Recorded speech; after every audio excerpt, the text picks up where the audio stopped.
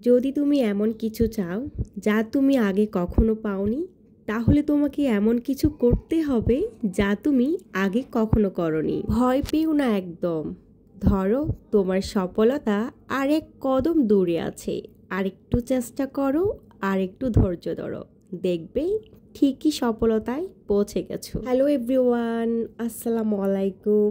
সবাইকে অনেক অনেক শুভেচ্ছা জানাচ্ছি আমার নতুন ভিডিও দেখার জন্য। এবার যারা আমার ভিডিওটি অলরেডি স্টার্ট করছেন দেখা, কিন্তু এখনো একটা লাইক দেননি, প্লিজ একটা লাইক দিয়ে দিবেন। আজকের ভিডিওটি একদম সকালবেলা থেকে শুরু করেছি।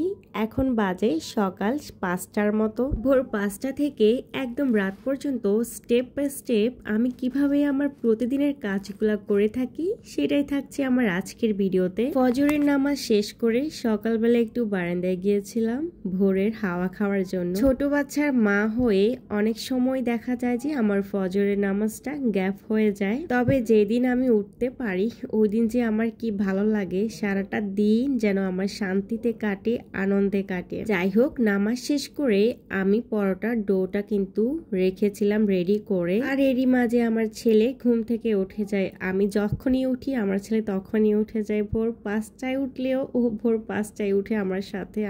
আমি যদি 9টা পর্যন্ত বিছানায় থাকি, দেখা যায় যে ও আমার সাথে 9টা পর্যন্তই ঘুমোচ্ছে, একবারের জন্য জাগছে না। কি আর করা, 2 বছর পর্যন্ত এই কষ্টটা আমাকে করতেই হবে। 5টার দিকে উঠে পরোটার ডো রেডি করছিলাম, এরপর ওকে খাওয়াতে গিয়ে আমার ঘুম চলে আসে। তারপর ঘুম থেকে উঠি 8টা বাজে, আর 8টা বাজে উঠে আমি পরোটাগুলা বানিয়ে নিলাম। আর এদিকে এখানে মেয়ের টিফিনটাও রেডি করে দিচ্ছি। মেয়েকে আজকে একটা সেদ্ধ ডিম দিয়েছি আর হাফ পিস আপেল দিয়েছি। সকালের 1 থেকে 1.5 ঘন্টা আমার যে কি পরিমাণ প্যারার মধ্যে যায়, আমি যে কি পরিমাণ কষ্ট করে আমার নাস্তাগুলা রেডি করি, কি আর বলবো আপুরা। যেহেতু আমার কোনো হেল্পিং হ্যান্ড নেই এবং বাসায় আর কেউই নেই আমাকে একটু হেল্প করার জন্য, সো আমার কাজগুলা কিন্তু আমাকেই করতে হয়। তবে আলহামদুলিল্লাহ আমার জামাই টুকটাক আমাকে অনেকটাই হেল্প করে। এই যে সকাল টাইমে থেকে উঠিয়ে মেয়েকে ব্রাশ করানো, মেয়েকে ড্রেস পরিয়ে দেওয়া, ইভেন মাঝে মধ্যে দেখা যায় যে মেয়ের চুলটাও কিন্তু ও আঁচড়িয়ে দেয় যখন আমি টাইম পাই না। আলহামদুলিল্লাহ আল্লাহর কাছে শুকরিয়া যে এমন জীবনসঙ্গী পেয়েছি,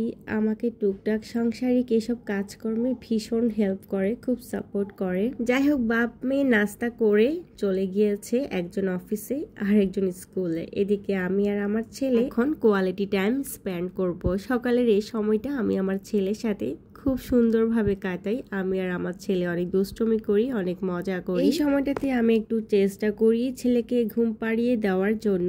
আরও যদি একটু ঘুমাই তাহলে কিন্তু আমি আমার টুকটাক কাজগুলো সেরে ফেলি। যাই হোক, আব্বাজানকে অনেক কষ্টে ঘুম পাড়িয়ে দিলাম। আর এখন আমি কিচেনে চলে আসছি। ঘুম থেকে উঠে কিন্তু আমি ইলিশ মাছটা নামিয়ে রাখছিলাম ফ্রিজ থেকে। আর আজকে ইলিশের পানি খোলা রেসিপিটা করব। অনেকদিন ধরে আমার ইলিশটা খাইতে ইচ্ছে করতেছে, একদম ঝোল ঝোল করে। জাতীয় মাছ ইলিশ, সেটা শুধু নামে মাত্র, কাজে না। এই ইলিশ আমরা কয়জনে খেতে পারি বলেন? মধ্যবিত্ত কিংবা নিম্নবিত্ত ইলিশ খাওয়া যেন হাতি ফোসার সমান। আসলে ইলিশ মাছের এত বেশি দাম আমাদের দেশে। এই মাছটা আমাদের সাধ্যের বাহিরে। ওই মাছটাকে কেন জাতীয় মাছ ঘোষণা করা হলো বলেন? তবে ইলিশ মাছ আমার ভীষণ পছন্দের। এজন্য আমার জামাই যত দামি হোক আমার জন্য সবসময় ইলিশ মাছ কেনার চেষ্টা করে। এরকম বড় সাইজের 2টো ইলিশ মাছ এনেছিল, তো একটা মাছ খাওয়া হয়ে গেছে অলরেডি। আজকে এটা রান্না করব। তো মাছটা আমি এভাবে গোটায় রেখে দিয়েছিলাম ফ্রিজে পলিথিনে করে। আর ইলিশ মাছ কাটতে আমার খুব ভালো লাগে, এভাবে দাঁড়িয়ে দাঁড়িয়ে কাটা যায় খুব সহজ ভাবে। অবশ্য আমি এটা আগে ধুয়ে নিচ্ছি, মানে আমিষ ছাড়িয়ে নিচ্ছি, তারপরে আমি কেটে নেব।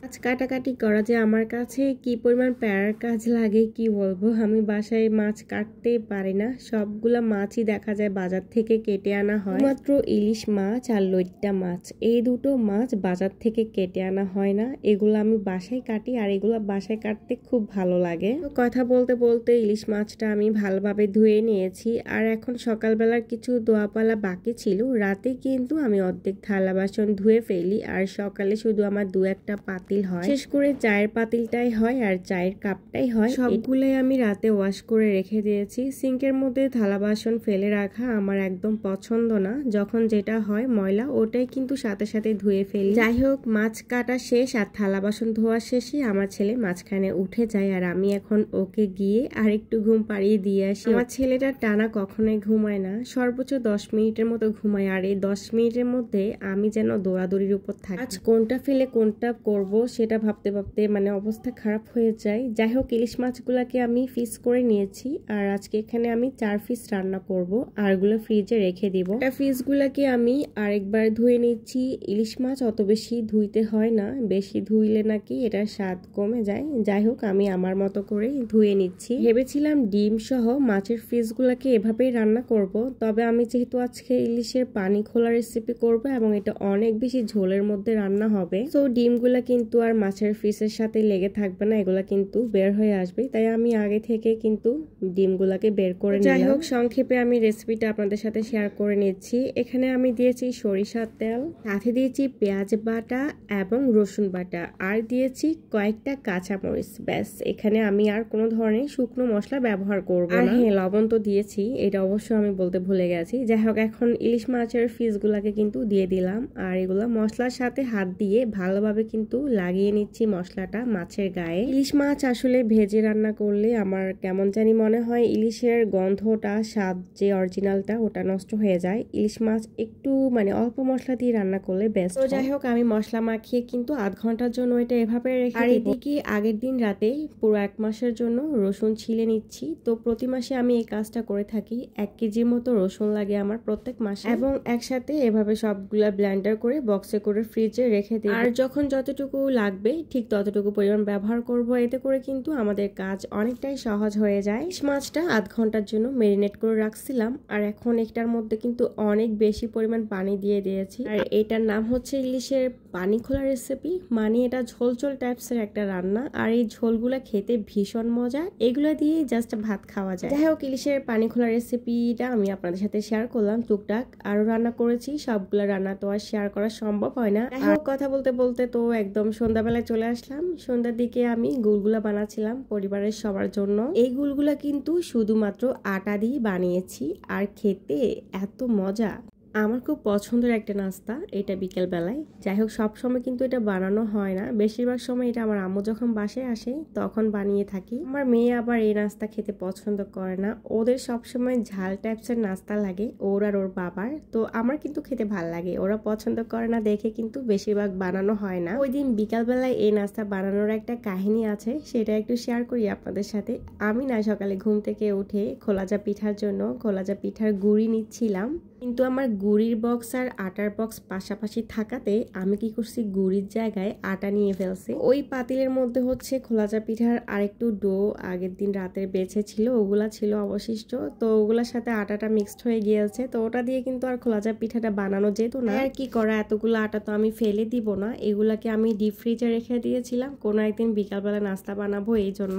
অ্যান্ড এগুলা দিয়ে কিন্তু আমি গুলগুলা বানিয়ে নিলাম আজকে বিকালবেলায়। গুলগুলা খাইতে কিন্তু বেশ মজা হয়েছিল। আর এখন সন্ধ্যাবেলায় মেয়েকে পড়াতে বসছি, মেয়ের পড়া শেষে মেয়ে ড্রয়িং করতে বসছে। এভাবেই সকাল থেকে সন্ধ্যা পর্যন্ত আমার সারাটা দিন কাটে।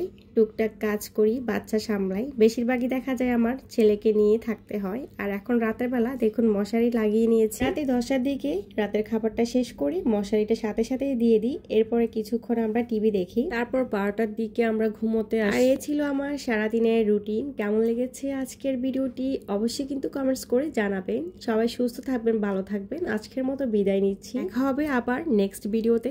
আল্লাহ হাফেজ।